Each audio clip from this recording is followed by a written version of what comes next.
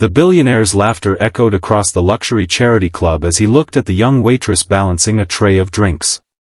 Surrounded by wealthy guests, he mocked her quiet confidence and jokingly challenged her to prove she was as tough as she claimed to be.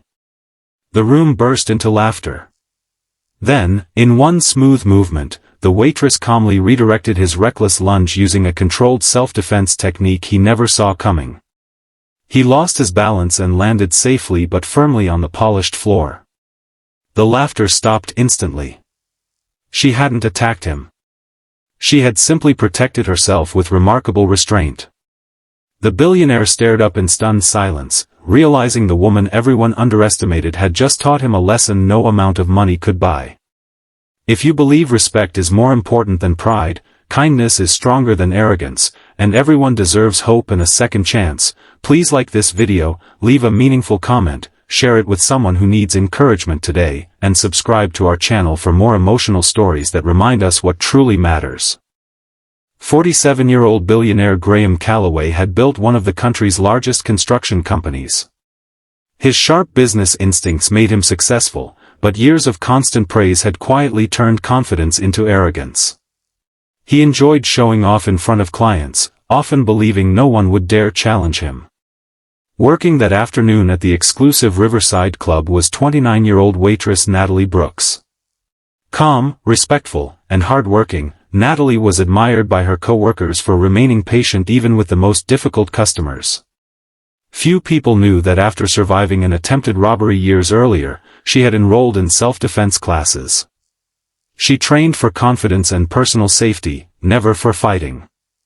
The annual charity fundraiser filled the ballroom with business leaders, local officials, and community volunteers. Graham entertained his guests with loud stories and playful boasts. When Natalie accidentally brushed the edge of his chair while serving dessert, he dramatically stood up, pretending to challenge her in front of everyone. Several guests laughed nervously. Natalie apologized politely and tried to continue working. But Graham continued teasing her, insisting that if she believed she was so calm and fearless, she should prove it. The room became uncomfortable. Natalie quietly replied that real strength means avoiding conflict whenever possible. Some guests applauded her answer. Others encouraged Graham to let the matter go. Trying to impress the crowd, Graham suddenly stepped toward her with exaggerated movements, expecting her to panic and stumble backward. Instead, Natalie calmly shifted her footing, guided his arm away without striking him, and redirected his momentum exactly as she had practiced hundreds of times during training. Graham lost his balance and landed on the carpet with more surprise than pain. No punches were thrown. No unnecessary force was used. The ballroom fell silent. Natalie immediately offered to help him back to his feet. She asked if he was all right. Her concern embarrassed Graham far more than the fall itself. Instead of humiliating him, she treated him with dignity. That simple act changed everything. After the event, Graham privately apologized. He admitted he had been trying to entertain the crowd and never expected someone to respond with such calm discipline. Natalie explained that her instructor had always taught her the first rule of self-defense: the best victory is preventing someone from getting hurt, including the other person. Curious about her background, Graham learned that Natalie had postponed her dream of becoming a physical therapist after her mother became seriously ill. She worked long shifts to pay medical bills while continuing to volunteer at a community center, where she taught free personal safety classes for teenagers and senior citizens. Deeply moved, Graham offered to sponsor the community program, but only if Natalie remained its director and shaped it according to the community's needs. She accepted.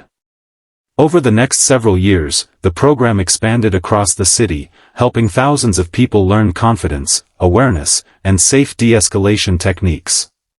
The classes emphasized avoiding violence, respecting others, and using physical skills only when absolutely necessary. Graham changed as well. He became known not only for successful businesses but also for supporting youth programs, community centers, and conflict resolution initiatives. Whenever young executives asked him about leadership, he often smiled and shared the story of the afternoon a waitress taught him that genuine strength never needs to embarrass another person. Before this story comes to an end, we'd love to hear from you. Do you believe true strength is shown through self-control rather than intimidation? Please leave a meaningful comment below because your experience may inspire someone else to choose respect over pride. As another warm afternoon sunlight streamed through the windows of the community training center years later, Natalie watched young students practicing awareness, confidence, and kindness. Graham stood quietly in the back, grateful that one embarrassing moment had transformed his understanding of power. He realized that the strongest people are not those who can knock someone down, but those who have the wisdom to lift others up instead. If this story touched your heart, please like this video, leave a meaningful comment, share it with someone who needs hope today, and subscribe to our channel so you never miss another emotional journey. Remember, real courage is measured not by how easily you can win a fight, but by how wisely you choose to avoid one.